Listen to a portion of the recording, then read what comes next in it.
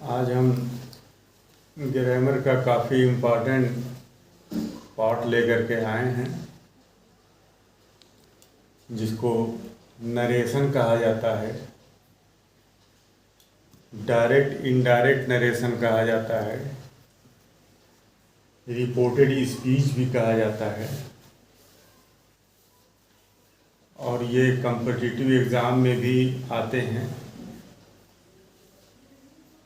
11th और 12th और 10th के बोर्ड के सिलेबस में भी है। तो आइए हम शुरू करते हैं रिपोर्टेड स्पीच या direct indirect narration. Direct speech क्या होता है? जब रिपोर्टर कोई बात कहता है और उसकी बात को इन्वर्टेड कामा के अंदर ज्यों का त्यों हम कहते हैं,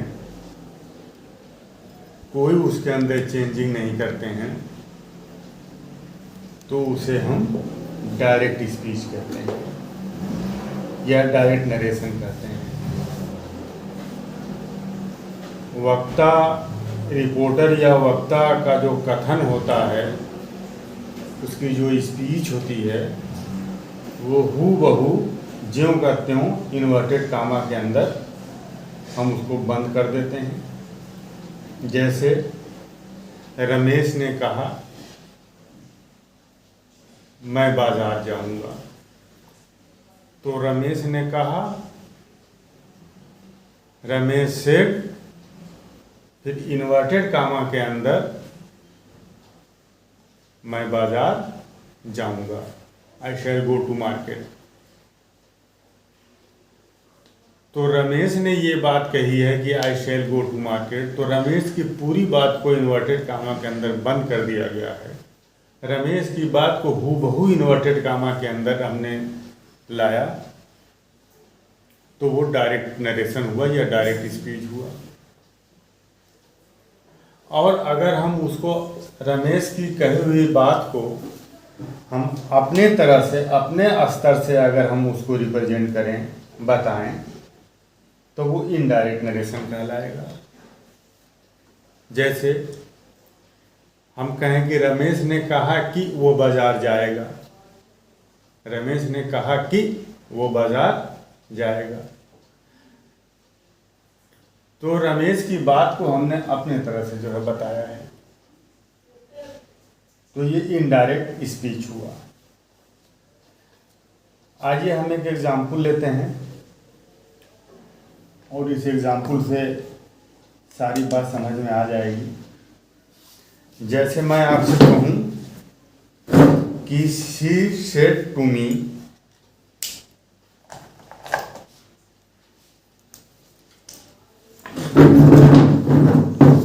she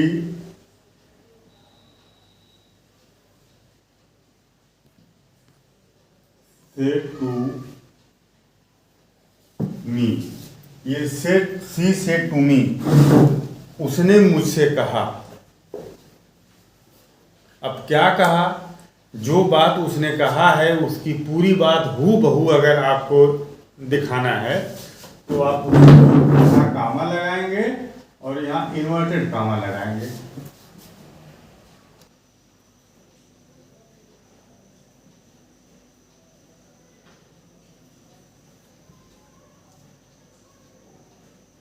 I am going to Jaipur. अब इसको हमने इन्वर्टेड कामा के अंदर बंद कर दिया। यहाँ फुल स्टॉप लगा करके इन्वर्टेड कामा के अंदर बंद किया जाएगा। ठीक है उधर। तो she said to me, I am going to Jaipur. उसने जो बात कही है मुझसे, उसकी उधर देखो, उधर उसने जो बात मुझसे कही है, उसकी पूरी बात को मैंने हूबहू यहाँ पे इन्वर्टेड कामा में बंद कर दिया। ठीक है। I am going to Jaipur, ये किसकी बात है? ये जो स्पीच है ये किसकी है? ये शी की है, ठीक है। तो मुझसे उसने जो कहा है उसकी पूरी बात को हूबहू मैंने इन्वर्टेड कामा में क्या किया? बंद कर दिया। तो ये डायरेक्ट नरेशन हुआ। ये क्या हुआ? ये डायरेक्ट नरेशन हुआ ये। ठीक। अब इनडायरेक्ट नरेशन क्या हुआ? इसका इनडायरेक्ट नरेशन हो गया, सी सेड टू मी। देखो सेड, ये हम बताएंगे कि सेड के साथ अगर टू लगा हुआ है तो ये टोल्ड में बदल जाएगा। सी टोल्ड मी, है ना। टोल्ड जो होता है ये ट्रांजिटिव वर्ब होता है। ठीक। तो ट्रांजिटिव वर्ब के बाद प्रीपोजिशन नहीं आता है। ठीक। तो यहां देखो ये इनट्रांजिटिव वर्ब है सेड, इसके साथ देखो प्रीपोजिशन आया। इसको हम सेड टू को बदल देंगे टोल्ड में। She told me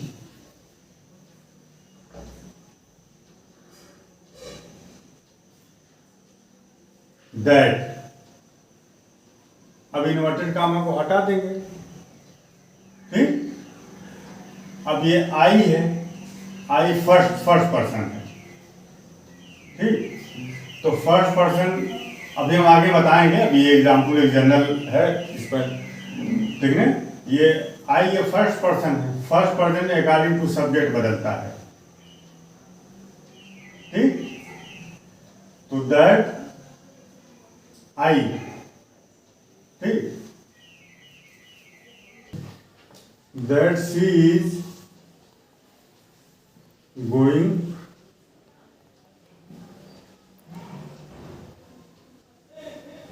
to Jaipur. ठीक। अब इन्वर्टेड कामा के अंदर जो ये पर्सन है, I first person, second person, third person, ये किसके अकॉर्डिंग चेंज होता है, कैसे चेंज होता है, इस पर हम कंप्लीट बात करेंगे। अभी हम इस पर अभी चर्चा नहीं कर रहे हैं। अभी हम सिर्फ ये बताने जा रहे हैं कि रिपोर्टेड स्पीच क्या है, रिपोर्टिंग स्पीच क्या है, रिपोर्टेड वर्ब क्या है। ठीक है। तो इस पर हम आगे बताएंगे कि सन फार्मूला इस पर काम करता है। सन फार्मूला सब्जेक्ट के अंदर फर्स्ट पर्सन, ये इन्वर्टेड कामा के अंदर जो फर्स्ट पर्सन है ये सब्जेक्ट के अकॉर्डिंग चेंज होता है। सेकंड पर्सन ऑब्जेक्ट के अकॉर्डिंग चेंज होता है।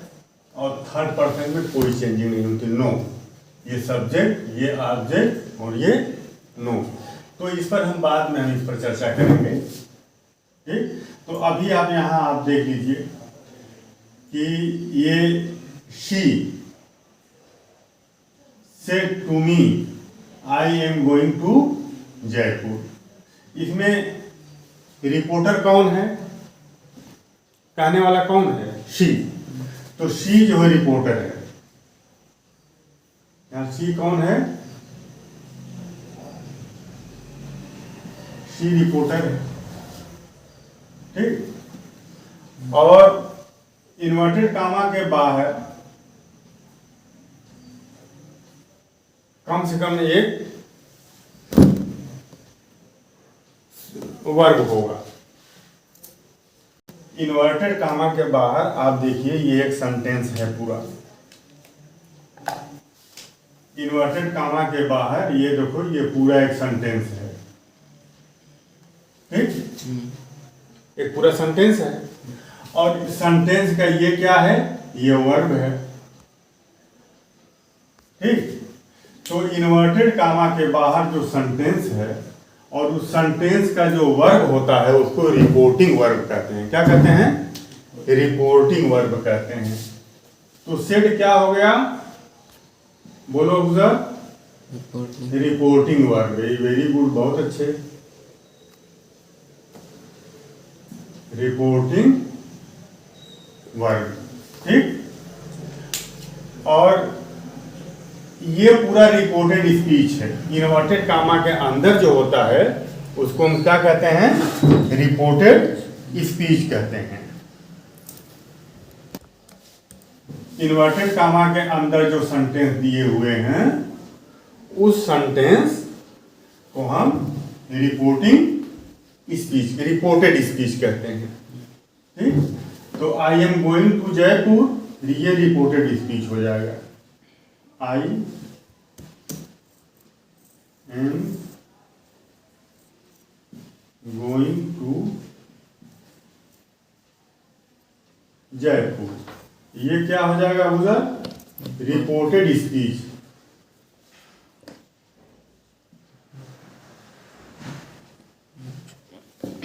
ये रिपोर्टेड स्पीच हो गया। अब रिपोर्टेड स्पीच का जो वर्ब है उसे वर्ब ऑफ रिपोर्टेड स्पीच कहेंगे, उसे वर्ब ऑफ रिपोर्टेड स्पीच कहेंगे। तो बताओ यहाँ वर्ब ऑफ रिपोर्टेड स्पीच क्या है, ये रिपोर्टेड स्पीच है, उसका ये वर्ब है एम गोइंग, ठीक।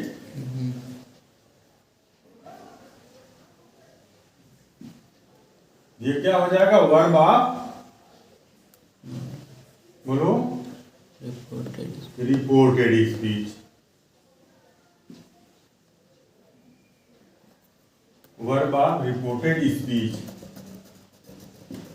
Verb of reported speech. तो ये एम गोइंग, ये जो रिपोर्टेड स्पीच है, रिपोर्टेड स्पीच के अंदर का जो वर्ड है, इन्वर्टेड कामा के अंदर जो बंद होता है वो रिपोर्टेड स्पीच होता है, और रिपोर्टेड स्पीच का जो वर्ब होता है उसे हम वर्ब ऑफ रिपोर्टेड स्पीच करते हैं। तो इतनी बात समझ में आ गई। सी रिपोर्टर हो गया, इन्वर्टेड कामा से बाहर का जो वर्ब, एक जो सेंटेंस है उस सेंटेंस का जो वर्ब होगा वो रिपोर्टिंग वर्ब कहलाएगा, और इन्वर्टेड कामा के अंदर जो है उसको रिपोर्टेड स्पीच कहेंगे, और रिपोर्टेड स्पीच का जो वर्ब है उसे वर्ब ऑफ रिपोर्टेड स्पीच कहेंगे, ठीक। तो अब इसके बाद देखिए, अब हमको इसको चेंज करना है, इस डायरेक्ट नरेशन को इनडायरेक्ट नरेशन में हमको चेंज करना है। तो इससे रिलेटेड कुछ रूल्स होते हैं। एक जनरल रूल्स होते हैं जो सब सारे सेंटेंसों पर लागू होते हैं, और एक स्पेशल रूल्स होते हैं जो कुछ सेंटेंस पर लागू होते हैं। तो अभी हम जनरल रूल्स की हम जा रहे हैं बात करने, ठीक। तो इसमें देखो, एक तो हमको ये ध्यान देना है कि इसके अंदर जो पर्सन है, रिपोर्टेड स्पीच का इन्वर्टेड कामा के अंदर जो बंद है ये रिपोर्टेड स्पीच, इसका जो पर्सन है ये पर्सन भी चेंज होता है, ठीक। और अगर रिपोर्टेड स्पीच के बाहर, मतलब रिपोर्टिंग वर्ब अगर प्रेजेंट में हो या फ्यूचर में हो तो इसके अंदर कोई चेंजिंग नहीं होगी, और अगर ये पास्ट में हो तो ये पूरा सेंटेंस इसके अंदर उसका टेंस बदल जाएगा, ठीक ना। तो आओ हम देखते हैं पहले सेंटेंस, पहले कैसे जो है टेंस हम पहले देखते हैं कि टेंस को हम कैसे चेंज करते हैं, उसके बाद फिर हम पर्सन को देखते हैं। तो ये बात आप याद कर लीजिए, फिर मैं एक बार बता रहा हूं कि अगर रिपोर्टेड स्पीच, अगर ये इन्वर्टेड कामा के बाहर जो ये सेंटेंस ये दिए हुए हैं, इस सेंटेंस का वर्ब मीन्स रिपोर्टिंग वर्ब, अगर रिपोर्टिंग वर्ब प्रेजेंट में होगा या फ्यूचर में, मतलब ये पूरा टेंस अगर प्रेजेंट में होगा या फ्यूचर में होगा तो इन्वर्टेड कामा के अंदर टेंस में कोई चेंजिंग नहीं होगी।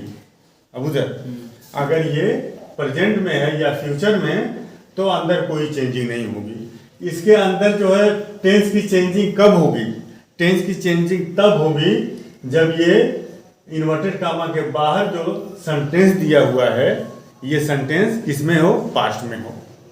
प्रेजेंट और फ्यूचर में कोई चेंजिंग नहीं होनी है, और अगर ये पास्ट में होगा, जैसे ये सेट देखो पास्ट में है ना, सेट क्या है, पास्ट में। तो यहां देखो सी इज गोइंग टू मार्केट, ये गलत हो गया।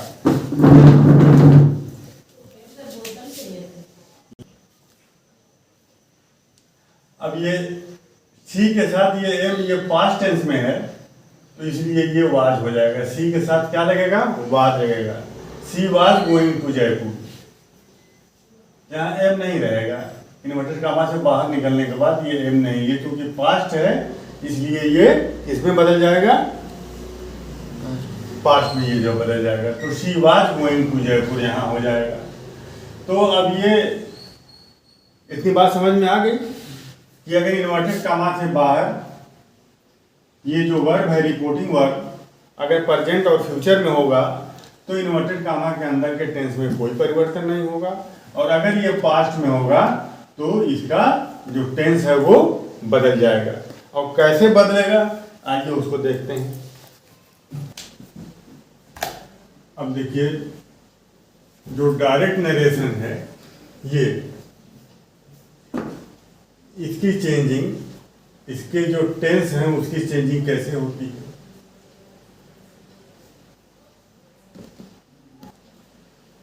तो अगर ये रिपोर्टिंग वर्ब पास्ट में हो, रिपोर्टिंग वर्ब इन पास्ट,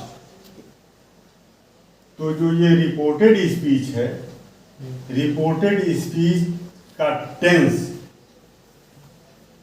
कैसे बदलेगा। अगर रिपोर्टेड स्पीच का टेंस अगर प्रेजेंट इंडिफिनिट में है तो ये पास्ट इंडिफिनिट में बदल जाएगा। हम लिखते हैं पास्ट इंडिफिनिट।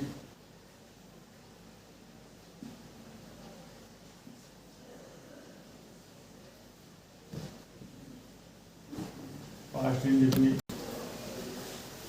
तो आप देखें यहाँ अगर रिपोर्टेड स्पीच के अंदर का टेंस अगर प्रेजेंट इंडिफिनिट हो तो पास्ट इंडिफिनिट में चेंज होगा, प्रेजेंट कंटीन्यूअस हो तो पास्ट कंटीन्यूअस में टेंस होगा, चेंज होगा, प्रेजेंट परफेक्ट हो तो पास्ट परफेक्ट में जाएगा, प्रेजेंट परफेक्ट कंटीन्यूअस हो तो पास्ट परफेक्ट में जाएगा। जो प्रेजेंट है वो चला जाएगा पास्ट में, क्योंकि ये पास्ट है, इसी के अकॉर्डिंग चेंज होगा।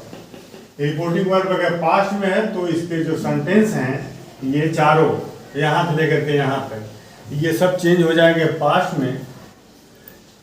इन दोनों के बारे में आप देखिए, अगर पास्ट इंडिफिनिट है तो पास्ट परफेक्ट में बदल जाएगा, और पास्ट कंटीन्यूअस है तो पास्ट परफेक्ट कंटीन्यूअस में चेंज हो जाएगा। पास्ट इंडिफिनिट और पास्ट कंटीन्यूअस के लिए ये रूल है। और पास्ट परफेक्ट और पास्ट परफेक्ट कंटीन्यूअस अगर है तो इसके अंदर कोई चेंजिंग नहीं होगी। एक तो चेंजिंग ये हो जाएगी, और दूसरी चेंजिंग इसके अंदर जो पर्सन है ये चेंज होगा। ये तो इसको हम कैसे चेंज करते हैं, इसके लिए हम एक फार्मूला दे रहे हैं। इसके लिए हम ये फार्मूला दे रहे हैं SON सन। तो इसी के अकॉर्डिंग बदलेगा। यहाँ जो S है, यहाँ S का मतलब सब्जेक्ट, O ऑब्जेक्ट, और N no change, no change.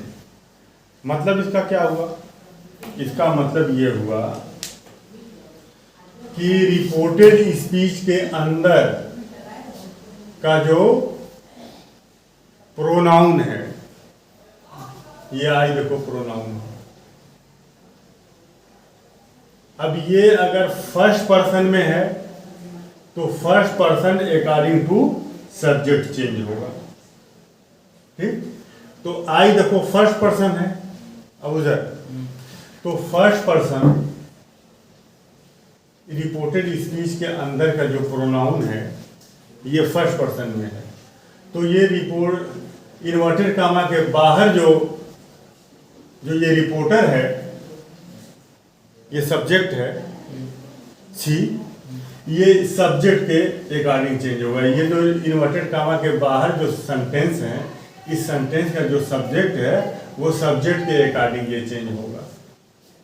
ठीक, तो आई यहाँ फर्स्ट पर्सन है, ठीक, और यहाँ देखो सी है, ठीक, तो ये आई का ये शी हो जाएगा। She told me that she was going to Jaipur. I का क्या हो जाएगा? शी। क्योंकि ये आई चेंज होगा अकॉर्डिंग टू सब्जेक्ट और सब्जेक्ट सी है तो आई का सी हो जाएगा।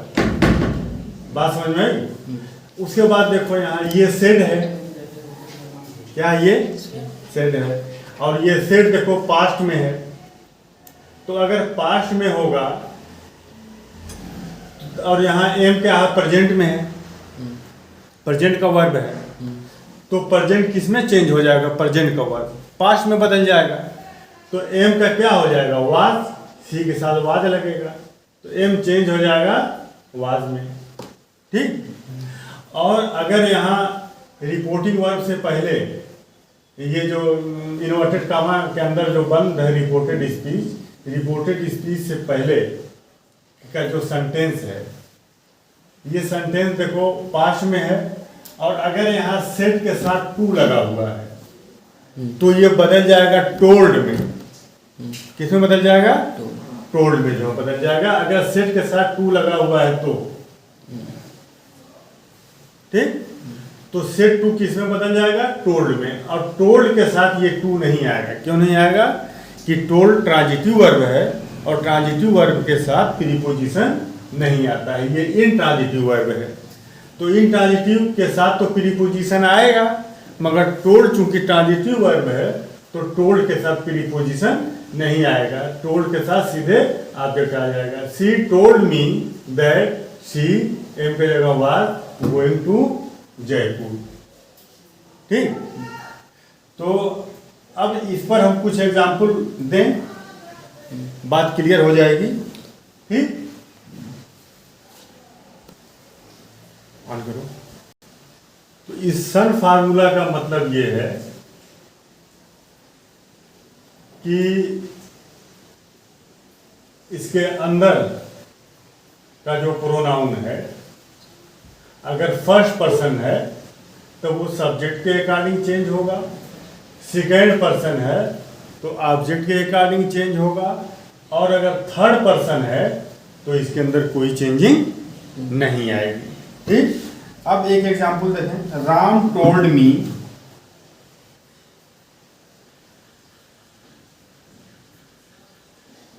Ram told me. ठीक। I shall do my work,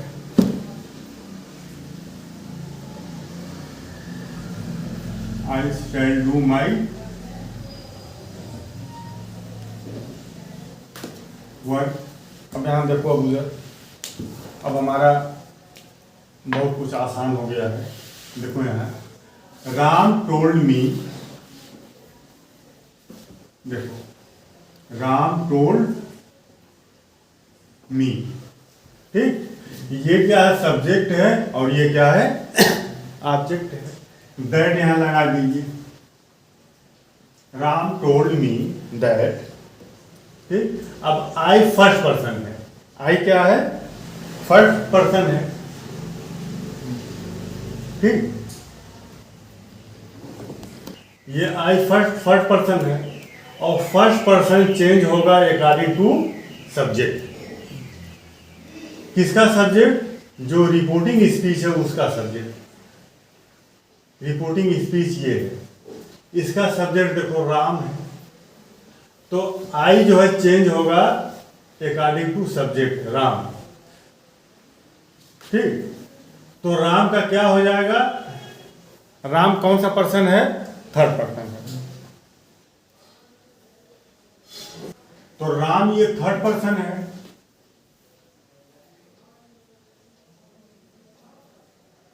तो अब राम का प्रोनाउन क्या हो जाएगा, ही। राम का प्रोनाउन ही हो जाएगा। तो Ram told me that he, अब शैल शुड में बदलता है इन्वर्टेड कामा के अंदर। देखो ये टोल्ड है ना, ये रिपोर्टिंग स्पीच किस टेंस में है, पास्ट में है, तो अंदर का सब बदल जाएगा। शैल शुड हो जाएगा, विल वुड हो जाएगा, कैन कुड हो जाएगा, बदलेगा ना। तो अब यहां देखो ये ही है, राम टोल्ड मी दैट, ये फर्स्ट पर्सन है, first person changes according to subject, subject Ram है, तो राम का प्रोनाउन क्या हो जाएगा? He. Ram told me that he. अब ही के साथ शैल नहीं लगता है, ही के साथ शैल नहीं लगेगा, ठीक। ही के साथ विल लगता है, ठीक। तो अब ये चूंकि पास्ट में है तो विल का क्या हो जाएगा? वुड हो जाएगा। दैट ही वुड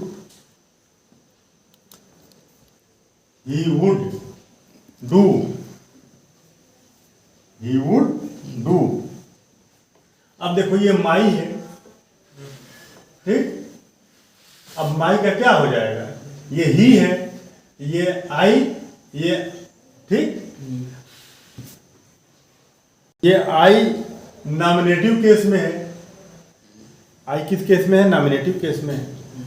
तो अब यहां ये पोसेसिव केस में है ये, ठीक। तो आई का माई, तो ही का हिज, आई का माई, ही का ही, ठीक। तो do his work, do his work. Ram told me that he would do his work. I के साथ माई लगा है, ही के साथ हिज लगेगा। आई का पोसेसिव केस माई है, ही का पोसेसिव केस हिज है, ठीक। तो नंबर, तो केस नहीं बदलते हैं, केस नहीं बदलेंगे, ठीक है। अब इसके बाद एक और एग्जांपल देखो। Ram told me,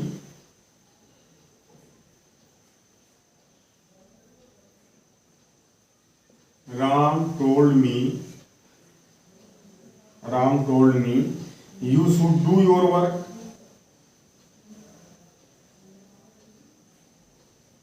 You should do your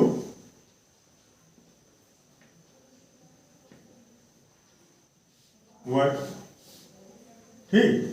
You should do your work। तो अब यहां देखो, ये रिपोर्टेड स्पीच के बाहर का जो टेंस है वो क्या है? पास्ट में है। तो अंदर का सब क्या होगा? बदल जाएगा, बदलेगा ना। तो अब यहां देखो, यू शुड डू, अब ये शुड है, यू के साथ शुड आता है, ठीक। Do your work. अब ये देखो कैसे चेंज होगा। पहले तो हम इसका ये चेंज करेंगे, इसका प्रोनाउन पहले हम इसको चेंज करेंगे। ये कैसे चेंज होगा, ठीक। देखिए, राम टोल्ड मी दैट, इतना तो रहेगा। अब ये देखो, ये सेकंड पर्सन है, यू क्या है? सेकंड पर्सन है। और सेकंड पर्सन किसके अकॉर्डिंग चेंज होना है? ऑब्जेक्ट के। Second person, first person subject के अकॉर्डिंग और सेकंड पर्सन ऑब्जेक्ट के अकॉर्डिंग। इसका ऑब्जेक्ट देखिए मी है, इसका ऑब्जेक्ट क्या है? मी है, ठीक। तो अब ये मी के अकॉर्डिंग जो चेंज होगा। अब ये यू नॉमिनेटिव केस में है, यू किस में है? नॉमिनेटिव केस में है। तो मी का नॉमिनेटिव केस क्या होगा उधर? मी का नॉमिनेटिव केस ना पोसेसिव केस है वो, जिसे किसी चीज का पोसेशन, मतलब कि ये माई पेन, ये मेरी पेन, जिससे किसी चीज का कब्जा जो है साबित हो कि ये मेरी है, मेरा पोसेशन। तो नॉमिनेटिव केस जानते हो क्या होता है? नॉमिनेटिव केस जैसे नॉमिनेटिव केस आई है, वी है, यू है, ही है, शी है, इट है, दे है, ये सब नॉमिनेटिव केस है, ठीक। अब यहां देखो, मेरी कलम, इसे इस कलम का पोसेशन साबित हो रहा है कि यह कलम पर किसका कब्जा है, किसकी कलम है। तो आई का माई, ही का हिज, शी का हर, ठीक ना। ये सब कौन सा केस है? पोसेसिव केस है, ठीक ना। यू का योर पेन, तुम्हारी कलम, माई पेन, मेरी कलम, आवर पेन, हमारी कलम, उसकी कलम, हर पेन, उनकी कलम, देयर पेन। बात समझ में आई? तो जिससे ये साबित हो कि ये चीज किसकी है, वो पॉसेसिव केस है। ठीक, तो आई का पॉसेसिव केस बोलो माई, वी का पॉसेसिव केस है वी, वी का, जैसे वी हम लोग, ये कलम हमारी है, आवर, आवर पेन, यू का योर, तुम्हारी पेन, ही का हिज, उसकी पेन, देखो इधर, शी का हर, ठीक, हर पेन, और इट का इट्स होता है, और दे का देयर, देयर पेन, उनकी कलम। बात समझ में आई? तो यहां देखो ये यू नॉमिनेटिव केस में है, ठीक,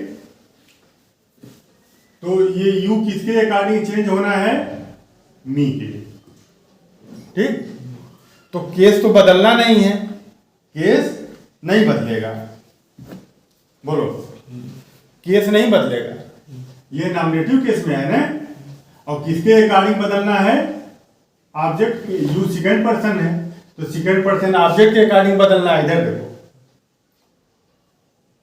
तो ये ऑब्जेक्टिव, ये किस केस में है, नॉमिनेटिव केस में है, और मी के अकॉर्डिंग बदलना है, तो मी का नॉमिनेटिव केस क्या होगा, आई, मी का नॉमिनेटिव केस आई। बात समझ में? तो आई शुड, अब आई के साथ क्या लगेगा, आई के साथ शुड ही लगता है, ही के साथ वुड लगता है, तो आई शुड डू। अब देखो यहां योर है, अब योर किस में बदलेगा, यू के साथ योर लगा है, यू का पॉजिटिव केस योर लगा है, तो आई का पॉजिटिव केस क्या होगा, माई, आई का क्या होगा, माई, यू का योर, आई का my, I should do my work. बात समझ में? तो अब देखो ये पास्ट टेंस में है ना ये, तो इसका ये जो मेन वर्ब इसका ये है, ठीक है, तो ये मेन वर्ब किस में चेंज हो गया, पास्ट में चेंज हो गया, तो आई शुड डू माई वर्क, ठीक। अब देखो एक और एग्जाम्पल, राम टोल्ड मी, आ रहे हैं, Ram told me,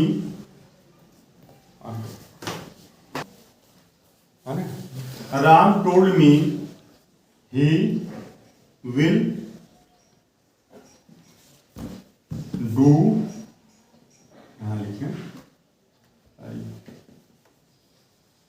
he will do his work, he will do his work। अब यहां आ जाओ, देखो ये पास्ट में है, अब उधर, तो ये पास्ट में है तो ये भी पास्ट में हो जाएगा, विल का तो वुड हो जाएगा, ठीक, मगर विल का वुड होगा कि शुड होगा, ये उससे पहले जो ऑब्जेक्ट आएगा या प्रोनाउन आएगा वो उस पर डिपेंड करेगा, ठीक। तो आइए पहले इसको हम देखते हैं ये किस में चेंज होगा, उसके बाद तब वुड या शुड लगाएंगे। बात समझ में? तो देखो, राम टोल्ड मी दैट,